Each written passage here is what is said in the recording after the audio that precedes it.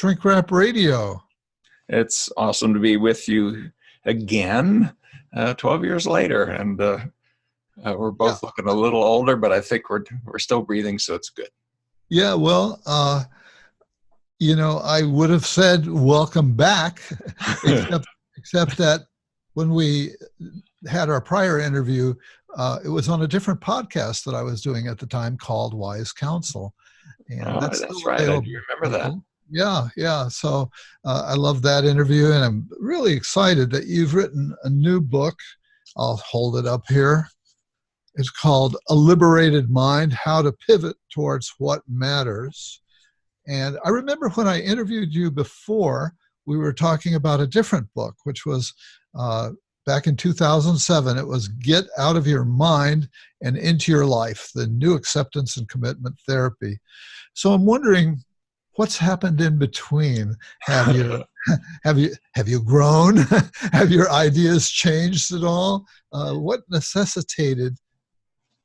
Yeah, they have changed. This book took 11 years to write because when Get Out of Your Mind landed, it just happened to catch the interest of a reporter at Time magazine, a fellow named John Cloud, dead now, who became a friend, and actually helped me with the proposal for A Liberated Mind. I'd hoped that we were going to write it together, but that was not to be.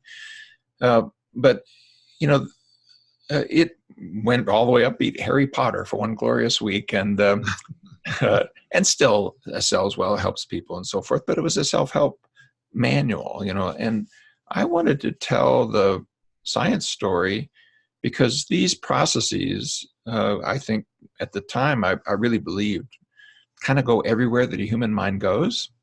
And what's happened in the now 13 years since is that what then was about 6 randomized trials and about 100 studies is now 310 randomized trials, and depending on how you cut it, probably more like 5,000 studies.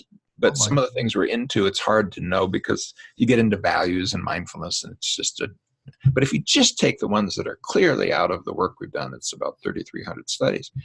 So it's a huge body of work now because there's an entire community around the world that are developing it and pushing it out.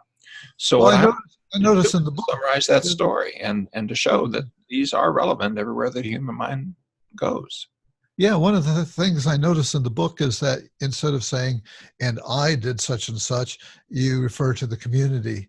The community has done such and such to really communicate that that your work has been embraced by a wide range of people in different parts of the world who are collaborators. Yeah, and I don't allow myself even to say that I'm the developer of ACT or the founder of ACT. I do, for the first time in this book, let them use the word originator because I tell the stories of origin. Yeah. But the way I think about it, it's like if a person lit a match and had a little fire, and then a whole bunch of people got interested and start bringing logs, and next thing you know, you got this giant bonfire. It would be very arrogant for the person who lit the match to dance around saying, I made the bonfire, I made the bonfire. It's not true. It's not true. Really, the body of work that I'm trying to put out, I hope you'd agree, since you've read the book, not in some sort of geeky, heavy science story way, but in a way that is engaging and that, just normal folks would see the relevance to their lives and the lives of those we love, that, that big bonfire of work, the community did. And I'm trying to, give voice to what a science and practice, not just science, community has done over the 13 years since that book and the 12 years since I talked to you. Yeah. Well, the book is engaging, I'm happy to say, because you put so much of yourself into it. And I also very much enjoyed the YouTube in which you share that you had to confront a panic disorder that began to confront you early in your career, and in that way, you make yourself human and approachable. Which, as a clinical psychologist, that's always, that's the meat and potatoes that I'm interested in, is the person and their inner life and their struggles and what goes on behind the screen, so to speak. And that's in your book as well, because you introduce the story of the panic disorder, and then as one works their way through the book, and in the various sections, the story moves on another notch, showing how you were able to apply ideas from ACT into your own journey. And I think we should tell people that ACT is ACT, which stands for acceptance and commitment therapy, yeah. Or if you're using it outside of therapy context, acceptance and commitment training. It's the same ACT. Yeah. Speaking of using it outside of therapy, what I've come away with after reading the book is that this isn't just talking about therapy. It's really a recipe for life.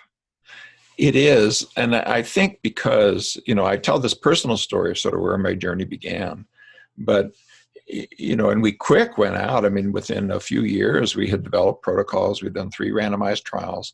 They all worked well. I only let one of them out the door as a publication to help my first PhD get a job as an academic, which he still has, Rob Zettel. The other 2 I held back, and we published only 15, 20 years later. And the reason is I thought my personal experience and my early tests showing that this is powerful, this can move people, wasn't enough.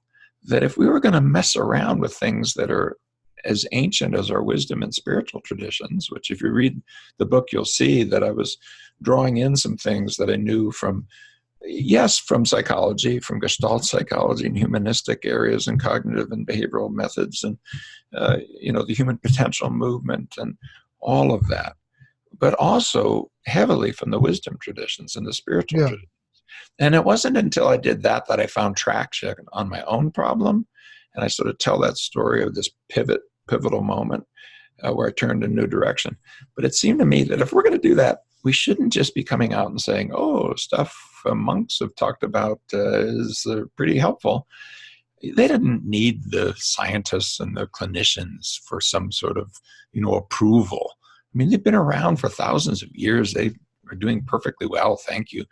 What we needed to do is take Western science and respectfully pull it at its joints and try to distill this thing down to the 20% that does the 80%. And so what is in the book, and what I wasn't really ready to talk about fully in 2006 when Get Out of Your Mind was published, and now I think I am, is the information on how broadly these processes apply. And when you're only down to 6, it's something anybody can remember. It's pretty easy. It all makes sense. It fits together. And it turns out that's not just anxiety and depression. It's your diet, your exercise, your business, your relationships, whether or not you can win a gold medal at the Olympics. I literally have seen people win gold medals with ACT coaches. And so the way I say it, it's for all human minds and everywhere that a human mind goes, all human beings. And if your mind is involved, this is relevant.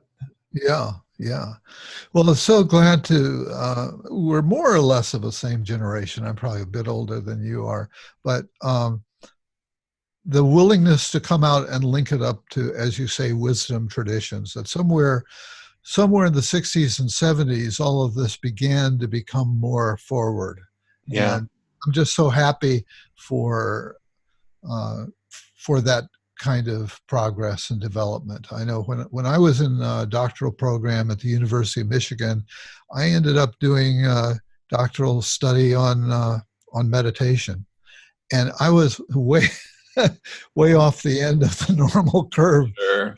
Trying to do something like that. But in a way, I was not the person with the match starting the fire, but one of the early logs. Yeah, well, David, I think wonderful to see it grow into a bonfire. It is really cool.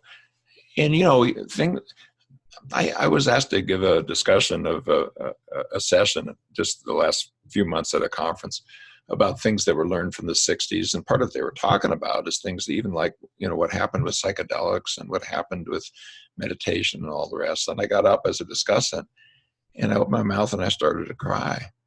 And I said, why am I crying? Well, the reason I'm crying is that people of our generation yearned to try to bring more meaning and purpose. And we were kids. We were doing a lot of stupid things, to be honest. And in hindsight, you can really see some of the places we went awry. still there was this kind of spiritual journey that the whole generation was on. And Yes. I think it's a spiritual journey or a health journey or a psychological journey or a social and cooperative journey, cast it in different ways, that the entire world is on, and it's on right now. And we look at the news and we say, wow, we're going in the wrong direction. And I get that. But even that very reaction tells me there's something that we're yearning for. There's something that we want to do. And that it goes way beyond what we're seeing on our television screens or on our little computers in our pocket. I'm dating myself even to say television screens. It's these screens anymore that Yeah, matter. right. And I think we can do a better job marrying up Western science, not in a disrespectful way, but in what it's really good at, which is simplifying. E equals MC squared is about as simple as you can get, and it goes everywhere. We can simplify it and maybe, as I say it, put some of these things on the factory floor in a way that, for example, a 10-day silent retreat is just never going to be able to go. The educated elite do that, or kids do that, but people on the factory floor don't do that. Right. But do they need what's inside there? You betcha. Let's figure out a way to put it into human lives. Yeah. You start off the book talking about that we live in a particularly challenging time. And you spell it out a little bit. You probably don't have to go into any depth here, but yeah, we all know it. We all feel it. We all live it. Yeah. Yeah. I was I was at the gym this morning, just came from the gym, and I've got a buddy there that one thing I didn't know about going to the gym was that it would become a social setting, a place to meet other people. I always thought there'd be a bunch of huge hulking guys that I'd want to avoid. I've been happily surprised that, to make some friends there. I think I had observed that, Jesus, it seems like there's a mass shooting every day now. It's becoming so, and he said, what do you think that's about? And I didn't try to address it right then, but I came back to it and I said, I think one of the things is the sense that the earth is perhaps doomed. It feels like, we could lose the whole game. And I think that's at some level, that's probably weighing on every one of us. No, I think that's true. And could we find a way to come together and to cooperate and to, lift each other up? When you look at the folks who have done mass killings, it's not by accident that very often they end up dead as very process. And, sometimes really what this is it's something very close to a suicide, but it's in a different form and a really horrific form.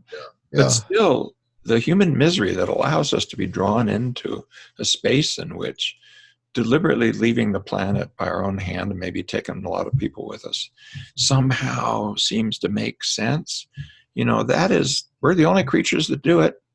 There are no, suicide and intentional kind of suicidal processes of this kind known in with non-human animals.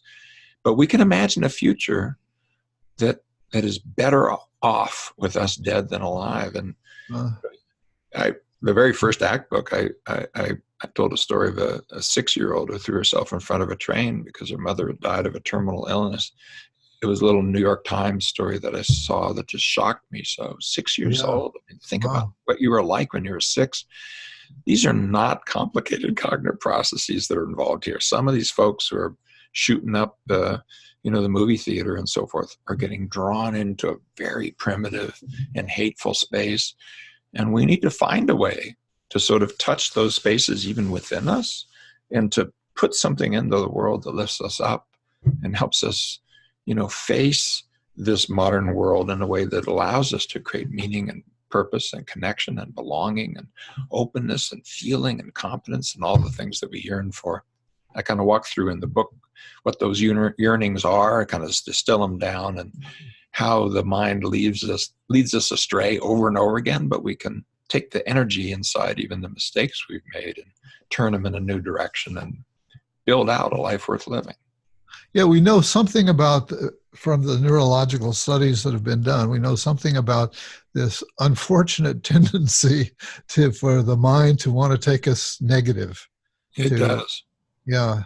Well, and we're kind of protecting ourselves, I think, sometimes even in an evolutionarily sensible way. But the other part, I just saw a study here this last week where the narrative self, which is heavily dominated in this kind of midline structures and it has a role in what's called the default mode network and so forth, will actually filter out even your sensory and sensory motor information.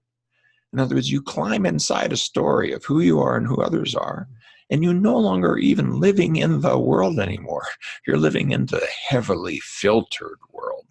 Yeah. Never mind the cognitive part of, confirmatory bias or schemas or all of that. Even before that, you literally don't know what your sense organs are giving you. I mean, how more primitive can you get where this recent thing, it's only been around a few 100,000 years or a couple million. We know it's in that range because the chimps, our lost common ancestor, don't do it, but your 12-month-old baby does. What you and I are doing, David, right now is a wonderful thing. And yet that very same thing, when it becomes that storied self, that ego, that who I am, who others are, we start living in this massively filtered world that doesn't even allow us to find out what the opportunities are and to have peace of mind and purpose inside the cacophony that we've created in the world. There's a word that runs throughout at least the first third of the book or more, which is pivot. Yeah. And it's a word that I think we started to hear with Sheryl Sandberg in her book. Yeah. To me, pivot means move my energy to a different direction. I'm going this way, and now I want to spin on my heel and start going over here. Exactly. Is that what you mean? That's exactly what I mean. Actually, the working title of the book itself was Pivot, and we decided not to name that at the end. It's in the subtitle in the U.S. of how to pivot towards what matter. But what a pivot does is it takes energy that's going in one direction and it redirects it in another direction. It's a name for the pin that's in a hinge. It's a French word, and just like you push on a door in one direction, but the door opens in another direction. And what I'm using here is a metaphor that inside the worst parts of us, I mean, the parts of us that lead us into a hellacious way of living, where we almost can't breathe, and we literally are thinking about, whether or not we belong on the planet. The energy that's inside all of that pathology is healthy energy. We're not trying to hurt ourselves. We're doing logical, reasonable, sensible, and pathological things with an energy, like yearning to feel. Just take that. Babies come out, and they're licking things, tasting things, touching things, smelling things. Almost, you got to protect them. They'll put their fingers in the ball socket. Yeah, they'll taste things that could be dangerous to them. And why? Because we got a lot to learn. Number one. Number two, it's fun. I mean, to feel and to sense. And and the problem-solving mind comes in and says, "Yeah, I get. You yearn to have that. Here's what I'll give you. You only get to do that when it's something you call good, quote unquote." So you only taste the stuff that's sweet, not the stuff that's sour. Not the, only feel the stuff that's joyful, not the stuff that's sad. Well, here's the problem. Feelings don't come packaged that way, number one. Number two, some of the things that lift us up and bring us joy are those very sad moments. And then I tell the story in A Liberated Mind of being at my mother's bedside as she takes her last breath. And I ran to the airport to get that ticket. I flew there as fast as I can when I got the call that she may be making a turn for the worse inside this bout of pneumonia that she had. And man, I thank the deities that I was able to be there and had my hand on her body as she took her last breath. What a precious moment that was, and what an amazingly sad moment that was. But also, it's filled with honor and dignity and sweetness and love. And the mind's so stupid, it would easily say, "Oh, you don't want to go do that. I'd be too sad." Yes. In workshops, David, I sometimes say, you can only say back, good or bad. And I say happy, they say good. And I say sad, they say bad. And then I tell this story and I say, so it was bad for me to go down there and be there when my mother died, right? And I say, oh no. I say, wait a minute. Just 2 minutes ago, you were saying bad. That's great. Good Don't be example. telling me I'm the only, but our minds are that stupid that we're only going to feel the good stuff, which ultimately means we actually walk through the studies. It ultimately means you can't feel it all, and you head towards the happy numb. Yeah, The, the you happy relate numb is not happy. you relate that to the need for psychological flexibility. Yeah, And what you're describing is that we tend to box ourselves in by avoiding the stuff that looks like it's going to be painful in some way. Uh, exactly. yeah, And right inside that pain, we can find purpose because we hurt where we care. If you've been betrayed in relationships, it hurts so much because you wanted something different out of relationships. But the mind will tell you, oh, never be vulnerable again. In other mm, words, don't be close to people because if they're close to you, they can wound you, which is what yeah, vulnerable means. yeah, Well, that's the exact wrong solution. It would be right. like the metaphor I use in the book. It's like if you're thirsty and you drop the glass full of cold ice water, you say, okay, no more liquids for me. That's dumb, but it's what your mind tells you to do. And people try to live their life, inside, I'll just hold my breath until it's over, rather than open up in a more flexible way to the full range of feelings. It's like there's a banquet on the table and we're down on the floor chewing on the leg because we just don't even want to show up to the full range of thoughts and feelings and memories and sensations. And that's not wise. As And far, you got to yeah, learn how. You can't just throw yeah. people in the deep end of the pool and say swim. You got to walk through it in a step-by-step way, which is what I try to do in the book. Yeah, How do you well, actually do that? that's what you've done. And and so I'm going to have you step us through the 6 pivots that you described. But Sure. before we do that, I know that you originally came out of cognitive behavioral therapy, I did. and so what was missing from cognitive behavioral therapy? I guess that's the first question.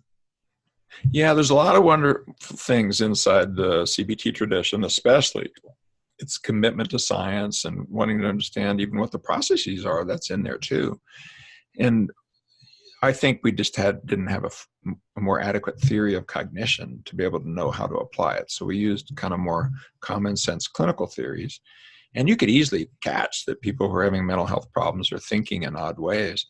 But that doesn't mean that necessarily you want to go in there and say to focus on it, detect it, challenge it, dispute it, and change it. That might even make the salience of odd ideas more central, not less. And instead, maybe what you need to do is to sort of thank your mind very much for trying to be helpful. Essentially, sort of saying, I've got this covered, and focus your intention on what would bring meaning and purpose into your life. And that kind of acknowledge, open, describe, shift, focus, that kind of shift, turns out is a really powerful one that's less likely to lead to little mental errors where you start getting entangled with thoughts in the very attempt to make them be diminished. So I think the underlying theory of traditional CBT hasn't held up very well, but there's seeds of it in there that are important, and there's a lot of cool methods in there that are important, Yeah, especially the behavior change methods. And so I view ACT as part of the CBT tradition writ large, yeah, yeah. but it's based on some different processes and assumptions. How does ACT engage with the emotional self? Because in quite a few therapeutic traditions, emotions are seen as key, and I don't think it's either or. Yeah. Uh, it's and both. And how do you bring in the Yeah, I emotional? think you have to have the skills to be able to feel fully and without needless defense. And emotions do sometimes give you real gifts. They suggest areas that you care. They allow your history to echo forward. So, for example, if you take folks who don't even know what they're feeling, who have what we call alexithymia, I have no words even for the emotions I'm feeling. Well, people who have a difficult history, a trauma history, an abuse history, and so forth, often have that because early on you learned it's better not even to go into that space of feeling. Let's just sort of try to wall that off. Yeah, but then things happen. Take the example of sexual abuse. People are more likely to be abused again, exactly the people who should never be abused again, if they have that alexithymic piece and they don't even know what they're feeling. Why? because it's like having the feelers on your fingers numbed. Yeah, you can't feel the sandpaper as much, but you also can't feel the smooth parts as much. So you lost your guide, and you may end up, for example, getting in a relationship with somebody who's not safe. But you don't know it. You don't feel it. You don't sense it until it's too late. And there it is again. Now you're once again getting emotionally or sexually or physically abused. And this is not blaming the victim, because what we've shown is that we can, with careful work, put our feelers back, and then the guides that emotions give us are helpful. So it's a both and of feeling and being able to step back a little bit so the emotions are not dictating to us, so we're not just sort of reacting to our emotions. And at the same time, we can take the wisdom and the orientation towards caring that's inside our emotional life. Feelings have a role in life. Let's let it have a positive role. And I think the flexibility skills turn out to be a set that help you do that. Yeah, yeah. Talking about skills, the pivots, the 6 pivots that you go through can be seen as skills, as learnable moments. And so maybe we can just step through each of the 6, and you can expand on them in any way that comes to you right now. Well, let's see if I can do it in a rapid fire way that would give people an orientation to the space. Okay, and I'm going to start just with that sense of self. And here's what I'm going to do. I'm going to take the fact that we have this new kid on the block called symbolic thinking that started out, I think, as cooperation. Hey, is there an apple over there? I mean, literally just that, an advantage to these social primates called human beings, or the hominins before them. We know it's only a couple million years old because your children at age 12 do what the language-trained chimpanzees don't do, and so it goes back. It's farther than our common ancestor. But quickly, that skill turns into problem solving, being able to mentally predict what will happen if I do this and weigh the alternatives. Okay, and that's very useful. That symbolic thinking. If you look around the room, I bet you see almost nothing that would be there without the symbolic mind. And we certainly wouldn't be talking far away in real time and creating this conversation without it. But okay, so it's all has to do with that part of us dominating. And let me click around the 6. We yearn to belong. We come into the world prepared for that. If you look in the eyes of a brand new baby, that baby starts dumping natural opiates. It's like, I'm being seen. It's from jump. We yearn to belong and be connected. Yeah, and it sets up this two-way thing, ideally, where of the interconnection of consciousness. They are entranced with us and what we're doing, but we're entranced by the baby. Absolutely, the same thing's happening in your brain. You're dumping those natural opiates, and by the only other organism that does it really well is dogs. We've hung around for some tens of thousands of years, so they've learned to look in our eyes and do the same thing, and we look in theirs, and you do the same thing. Look in the eyes of your dog, you're dumping endorphins. But so we come out, yearning to connect, but when we turn it into problem solving, we think we can only connect and belong if we're special. That we'll be included in the group if we're special, especially needy. Help me, especially able. You need me. I'm the greatest of the great. I'm the grandest of the grand. But either of those pathways produces disconnection. You either climb into narcissism and how special you are, or to pathology and how wounded and victimized you are. And in either place, how alone you are, how different you are, how disconnected you are. So in every one of these pivots, what happens is the mind gives you little small rewards that look like it's going to deliver the goods, like a sense of belonging. And then, like Lucy's football, you missed it again, you try it again, you missed it again. And each step, life's getting narrower and narrower and narrower. So that's one. Belonging in consciousness instead of belonging inside the ego-based story. Then we spin around. What's the pivot there? The pivot there is to take that yearning for belonging and to let go of our attachment to the conceptualized self and conceptualized others. I'm like this. I'm different from others. They're like that. That little clown suit that you climb into, whether it's good, bad, or indifferent, doesn't matter. We have a name for it. We call it personality, right? And just, it's really neat, the etymology, as you know, David, the etymology of personality is persona, which was a name for the clay masks that they wore in Greek theater that are unchangeable. You know, you slap this sad face, happy face, whatever face you slap on, and you pretend that's you. And you're a rich variety of selves. You're not just one little clown suit, one little clay mask. You know, in different situations, you behave differently, you feel differently. You have different parts of you, but there's this one part of you that's this common strand, which goes all the way back to that moment when your mama looked in your eyes and said, "Oh, you sweet baby," and started drawing you into consciousness. And so in the ACT work, we get back to that sense of self, the observer self, the noticing self, the transcendent sense of self. And there you belong in consciousness. You belong by birthright. You don't have to earn your way in. Just open your eyes, look at the eyes of somebody around you, and you'll see in that moment of connection that you are connected. Why? Because you're a human being. That's it. You don't have to earn your way in. That's a bit of a spiritual dimension there.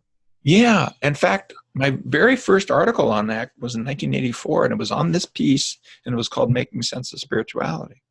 Uh-huh. And, you know, to me, you know, you don't have to ontologize it. I don't care if you're an atheist or not. We're not talking about that.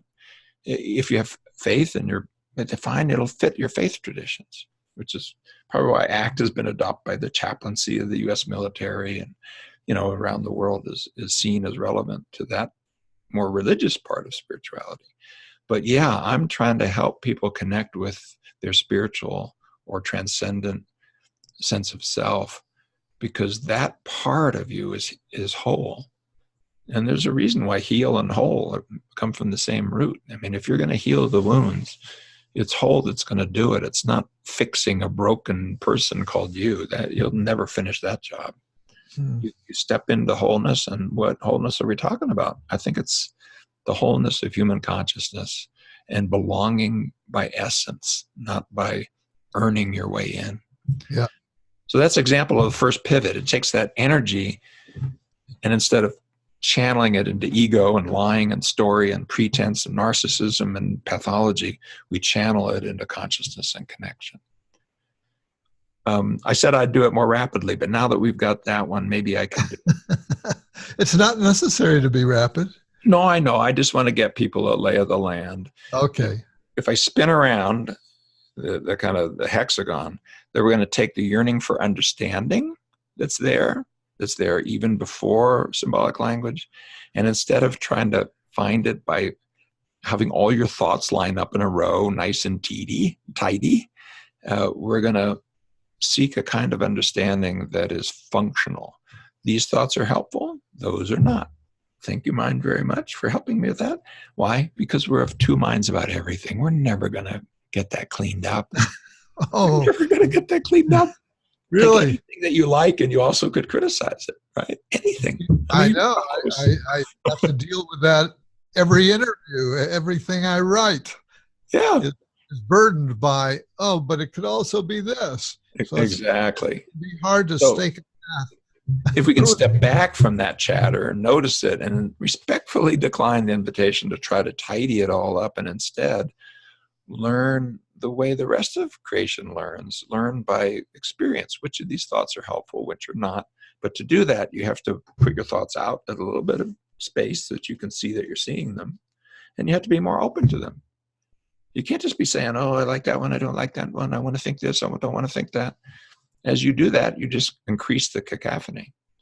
Then you do the same thing with your emotions, what we were just talking about. Instead of trying to filter out all of your thoughts, feelings, memories, and bodily sensations into the good ones and the bad ones and hope that you'll be able to drink sugar soup from morning till night, can we do something wiser, which is felt emotion, memory, bodily sense is useful to us. And to take advantage of that, we want to do it in a way that's open, not being dominated by it, but open to the information that's inside it, to receive the gift that's offered by your own history.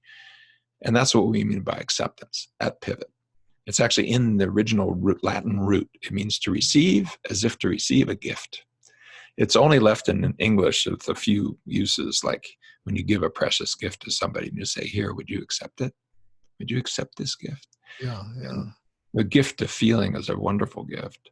And then that pivot of coming into where we are in the now, and why? So that we can be oriented, so that we can be here, and declining the mind's invitation to say you only be oriented when you understand all of your past and predict all of your future, which leads to rumination and worry. Instead, let's just come to the now in a way that's flexible, fluid, and voluntary, inside and out. And then spinning around, I've got two more left. This yearning for purpose and meaning by choice. Can we do it in a way that isn't like being the good girl and getting applause, or, mama would like it if, or, I'll make a lot of money if I, or it's all bound up in approval and you have to and musts and oughts and shoulds, and instead meaning by choice. This is what I want to put into my life's moments. And that takes that yearning for meaning and puts it in a positive direction. And then the final one is competence. We come into the world yearning to learn. Little babies will spend hours and hours and hours and hours just learning how to reach their hand to an object. Trial and error, trial and error, trial and error. And we somehow, when our mind gets going, want to have a competence without that process. We want to spring forth from the head of Zeus. If you've ever tried to train somebody in psychotherapy, the students want to show you only their good tapes, or not show them at all. They never want to make mistakes. So instead, could we learn how to become competent that allows us to step and fall and stand up again and step and fall and stand up again and step? And that is really a process of committed action, commitment to larger and larger patterns of values-based action. So those are the 6. And it turns out it's the 20% that does the 80%, and it's relevant everywhere a human mind goes. Okay. Is there a particular thing that ACT is known as being good for? I mean, what you've just laid out is good for living, it's good for everything. But are there certain psychological conditions that ACT is particularly good for? Well, if we go over to the mental health side, I think of the core of ACT is the psychological flexibility principles, and it turns out many of our existing methods have been moving those processes right along, of course, and so it isn't just all ACT all the time. ACT brings certain methods and sensitivities in there, but the flexibility processes are there, even some of our traditional methods. But if you ask, like, where is the best data and what do they show on moderators? Well, it's particularly good when people have anything other than simple unidirectional problems. There's quite a number of studies now that show that ACT will do better than existing methods when we have two things, when we have comorbidities, when we have chronicity, when we have complexity. And so, for example, if you have a simple unidirectional phobia, you probably don't need ACT. I mean, you need an exposure-based protocol. But ACT is an exposure-based method that includes these processes of emotional opening, cognitive diffusion, values, and so forth. And if that is important, that's probably important because you don't just have a simple phobia. You don't just have a simple anxiety. You also have depression, or you got substance use problems, or your relationships have problems. And there, these common core processes, the 20% that does the 80%, is just really efficient. It's a good thing to learn because you can take it, do something about your presenting problem, but you'll find then the other ones begin to show up. Well, if I can do that, what about this? What about this? And it'll apply there too. And so part of the story that's in A Liberated Mind is this amazing body of work now where, everywhere that human minds go, it's relevant. And that is a real empirical fact. But yeah, I would say an answer, David, is complexity, chronicity in the mental health area. If I had to pick one, it looks as though it's a little better with anxiety, and it also looks as though it's especially good on things like chronic pain. Oh. I mean, it really has been transformational on chronic pain, in part because we do so many dumb things with pain, and we're just living it with the opiate crisis. Yeah, this is big pharma, maybe doing some, maybe even semi-illegal things, and they're paying huge fines. But it isn't just that. This is our feel-good culture going into our health system, and half of the people walking around have chronic pain issues, or at least severe pain issues that could become chronic. And if you mishandle it, oh my goodness, the opiate crisis is only the beginning. I mean, you've got work-related disability, you've got suffering as far as the eye can see, because we're feeding a bad model about how to deal with our normal aches and pains. And you and I are of an age that we know that those come too. They happen. Right. They're going to visit you if you live long enough. Yeah. So, for some reason in my mind, I've got it associated maybe with being especially good with borderline personality. Well, there I would give a bow to dialectical behavior therapy, and my colleague, Marshall Linehan, has been a pal. Yeah. Her in my life, even before there was a dialectical behavior therapy in ACT, I knew her and was a friend. And there are about 10 studies showing that ACT can be helpful with personality disorders, but not just that. The ones that are known to be helpful, like the mentalizing work with Peter Fonagy, let's say, or the dialectical behavior therapy work with Marshall Linehan. These flexibility processes moderate and mediate. In other words, they're part of what predicts who's going to respond, and they're part of the pathway of change inside these other approaches. So I'm kind of lifted up by that. I'm saying I don't have to be singing a song that it's all ACT all the time, ACT uber alles, so for, the very ego-based thing. Long run, probably ACT will be forgotten. But maybe the processes that we're digging down to will not be forgotten, and we'll get better at being able to detect them and move them. And that apparently is what's happening in some of our evidence-based methods with personality disorder. Yeah. I need to let you know that as you're talking, you're dipping beneath the camera. Oh, okay. I'm sorry. Thank you. In your enthusiasm, you're pivoting forward. And, so, yeah. So there's a place in the book where you've got a number of the human concerns, if you would say, and chronic pain was certainly one of them. So what would an ACT therapist do with a person who's got chronic pain? Well, part of what you do is you begin to help them focus their attention on what's of importance here. Because it turns out, if you ask the question of a chronic pain patient, by the time you are 3, 4, 5 years into a pain journey, the data show that it's small single digits, the likelihood that you're going to walk out of pain, qua pain. For one thing, it's dug into your central nervous system. Mm-hmm. I mean, if you take something like you've got pain that started with an injury to your hand, and maybe your hand hurts, I point out in A Liberated Mind that if people actually have their hand removed, and back in the day, surgeons were unwise enough to believe, oh yeah, that'll take away the pain. 85% of the folks who've had that operation still have pain in their hand, and they don't have a hand anymore. Right. And it's not because the operation was botched. It's because the pain is not in the hand anymore. It's in the head. And, I'm not saying, oh, the pain is in your head. No, I'm saying it's dug into your central nervous system. And so it may be there for the rest of your life. And if you focus on what is of importance here and keep your attention there, it can recede in interference and saliency, number one. Number two, you can start backing out of unwise things of starting to try to chase the pain down through heavy analgesics, opiates, etc. It's a logical thing to do, but it's not psychologically wise. The data on this are that they lose their effectiveness. People are having $50,000 pain pump surgeries to get a constant dose of opiates. Well, the effect size about 3 years out is minimal, and the side effects are large.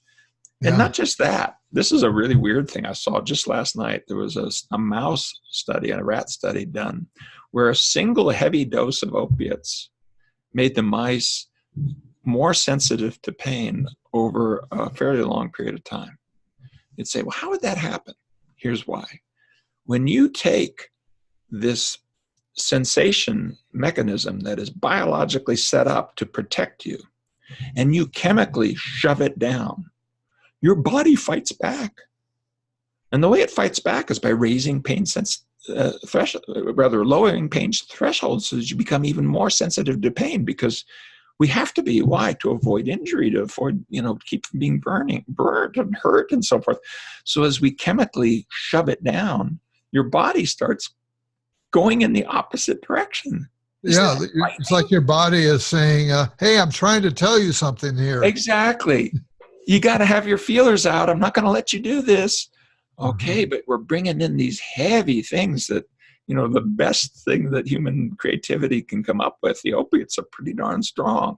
Yeah. And your body is even stronger. It adjusts to it. So we have many studies now, randomized trials with using people, to come back to your question, David, what we do, open up to the experience of pain, but then bring your kind of attentional and mindfulness skills to it, be able to redirect your attention, not to get rid of the pain. Then you have divided attention and you're like in a bad telephone commercial, am I there yet? Am I there yet? And every time you ask the question, the answer is no, because you just looked again. Yeah. Instead, look at what's of importance here. And then how do I build my behavior being organized around that so pain interference diminishes? And what that does is it subtracts pain from your life's moments without subtracting pain per se. It's subtracting it only in the sense that you're adding other things that are of importance. You're adding values, you're adding competence organized around them, and you get to have your life back. So here's the choice. Do you want to kind of wait for the pain to go away before your life starts? Or would you like to stop being mocked by the ticking clock and say, okay, life started now, I'm going to live with pain if I have to have that way. So you're pivoting your attention, in essence. Exactly, your attention, and then that allows you to have values and commitment around it. But the thing that allows that is this first letting go of the struggle, avoiding, all the flinching and pain, protective kind of things and overuse of analgesics and so forth. We'll let go of that. We've shown a really exciting thing, David, just recently we've shown that we can avoid the chronic pain cycles, and then we can really avoid being in pain in the normal sense of it if we do things like, before you go through the operation, here's your ACT sessions about how to deal with the pain that comes up. And then we'll prescribe in a wise way. We won't say, well, if you hurt, take more medicine. No, we'll say, take the medicine every 3 hours, take what's given to you, and you taper the dose down. You do it on a time base so people aren't being asked constantly to attend to their pain, which is very unwise. And what we've shown is people end up with pain going away after the operation faster, and the use of opiates falling away faster, and the number of people who then end up in a chronic pain syndrome being considerably lower. There's now 2 randomized trials showing that. So it isn't just dealing with chronic pain after it happened. Let's avoid it before it starts. But we're going to have a conversation with the culture. Pain is not what we've learned. Acute pain, yes, but chronic pain is something else. And if you mishandle it, you can take a normal thing like an injury or operation, and next thing you know, you're in a lifelong struggle with pain. Yeah. Another surprising one to me on the list of things that you deal with that ACT can be applied to is psychosis. Yeah. Tell us. That's surprising, isn't it? Yeah, it is. Well,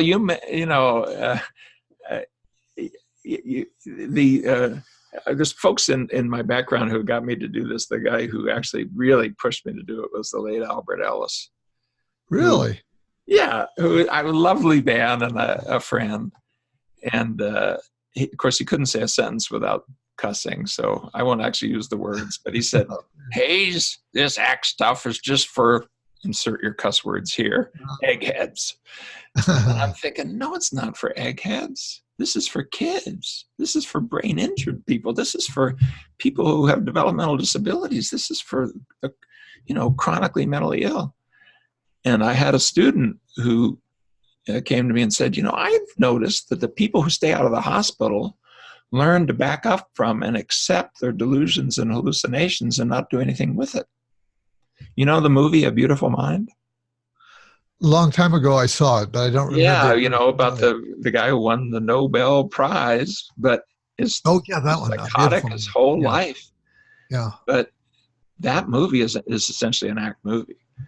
I don't mean that it was based on act or anything. I just mean what he found, which was that you step back, you allow the things to happen, you focus on what's important.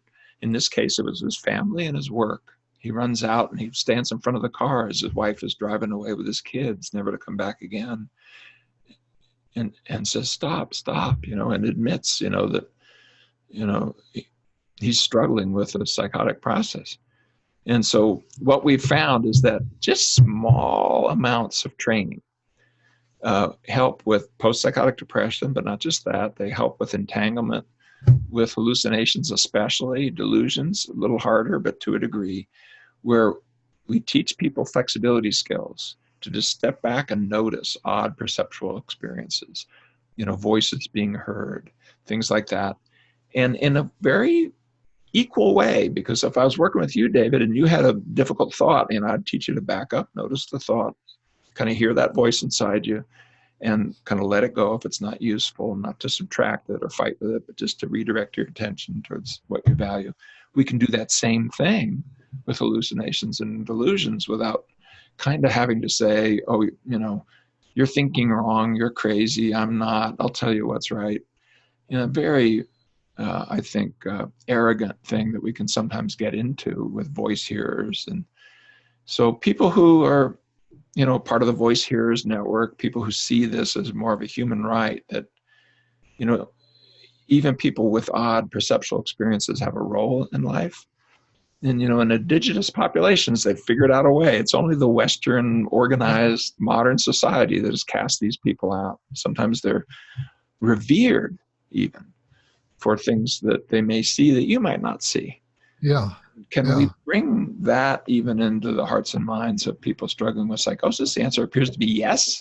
Yes. And it keeps people out of the hospital. Do they still have, there's 3 studies now showing about a 50% reduction in rehospitalization with about 4 hours of work. Wow. And that's remarkable. That's dramatic. Yes. It's dramatic. And it's not because the hallucinations went away. It's not because the delusions went away. The exact opposite. The people who deny that they have those things show no therapeutic benefit from ACT. The benefit comes that when you have these things, you have that tiny little sliver of alternative that I can also pivot my attention towards what would bring meaning and purpose into this moment. There's a social dimension here in terms of how the community responds to people, right? And people in radical psychiatry, have tried to address that, that we need to be more accepting generally of diversity. And would I like to see that get into our conversation, because we have turned normal human struggles and processes into latent diseases in a way that people come in and the first words out of the mouth is, I have, and then there'll be a list of all these disease-focused terms. And I get that we have to have a healthcare system. We have to way of talking about this, but it's just unwise. And, inside that comes a kind of prideful entitlement of pathology. You have to deal with me differently because I have, and then there's a long list. Yeah. No, what's going on here is that there's processes that are manifesting into your behavior. Do you come by some of that based on your underlying genetics, family history, underlying neurobiology? Sure. To some degree, that's true of all of us. And don't be checking people off the list and saying, that one's not, this one will. Who knows if people could win a Nobel Prize right inside schizophrenia? I mean, who knows what people can do inside things that we'd call borderline personality disorder or OCD or panic disorder or chronic major depression, or who knows? Let's find out and start chasing the processes of change. And even academic psychiatry has realized it, as you may know, David. The National Institute of Mental Health no longer wants to fund randomized trials focused on the DSM, the list of the diagnostic categories. What they want to fund are processes of change, heavily brain circuitry and genetics, but that's okay. Those are important too. But let's also look at these processes of change that you and I are talking about right now, because that's really important as well, and you can change them. So it seems like the traditional schools of psychology, I'm a Gestalt therapist, I'm a Freudian, I'm a Jungian, etc., that those are fading away in favor of this awareness of processes and focusing on those. Well, I really hope that's where we go. And I'm working strongly on that. And this book is written sort of to the degree it's about ACT as a process-based therapy. And I'm working with Stefan Hoffman, a more traditional CBT person, very powerfully now to lay out what would it look like if we really took evidence-based therapy in the direction, not of named protocols and these prideful things of, my method versus your method, and instead start looking at what are the things we know that move processes that are of importance, either because they lead people in the wrong direction or the right direction. So I think, I'm really pleased you'd say that. I think we're headed towards an era of process-based therapy in which we stop stigmatizing, categorizing, shoving people into little cubby holes of 5 out of 9, 4 out of 7 symptoms, and instead look at people as individuals and what are the strengths and weaknesses you have in areas of processes that lift up or push down the human life. Well said. The flexibility set is one of the simplest and best evidence-based sets. So it's a good place to start, but we're not going to end there. There's other processes people will bring in. So this is not the end all and be all even of that journey, but it's a start. Yeah. And one of the things that sort of, for me, is evidence of that is that we always have to say, well, nobody ever seems to totally fit the diagnostic category. And in fact, everybody is an exception if you look closely enough. Well, and if then you start saying how many people can be diagnosed, and it's more than half the population. What is the single most common diagnosis? It's not otherwise specified. In other words, there's a garbage pan thing in all of these categories where you just don't even have a label for it. Then you start looking at comorbidity, and meaning if you have this problem, you also have that problem. And some of the comorbidities are 60, 65%. That's not a comorbidity. That's a bad diagnostic system. And so I think it's really time to let the cubbyhole method of sort of chasing the latent diseases that underlie human suffering. It's time to let that go, and let's focus on what we really do know, which that there are processes that we feed that can lead to human misery, and there's ones that if we feed lead to human prosperity. And let's do that in a way that is empowering to people. So the reason I wrote A Liberated Mind the way I did is, yes, I wanted to reach people who have anxiety problems or depression problems or substance abuse problems, etc. But I wanted this book to be the one that you'd give to your mother or that you'd give to your best friend, as I say, without feeling as though you're subtly suggesting they either need a shrink or should be one. Instead, no, this is kind of like a helpful manual for how the human mind works. And you can put your wisdom traditions in it, your spiritual work, your work as exercise and at the gym, your yoga work. You can do your pro-social community work. You can, put dieting, exercise, all that stuff fits in there because the human mind goes all those places too. And when we get there, I think the culture will be ready to stop stigmatizing, labeling, and categorizing, and start focusing on people as individuals and how to empower and lift them up. You know, I think that could be a great place to close this interview. What do you think? It feels like an awesome place. I hope people check it out and that they find something in there that's of use to them. And, this 40-year journey by a community, I really pray that it's of use to the lives of the people who are listening. And it's not a very expensive journey to buy a book. I hope it's a good one for you and that it really serves you well. Yeah. Well, Dr. Stephen Hayes, I want to thank you for being my guest again. Yeah. This time on Shrink Wrap Radio.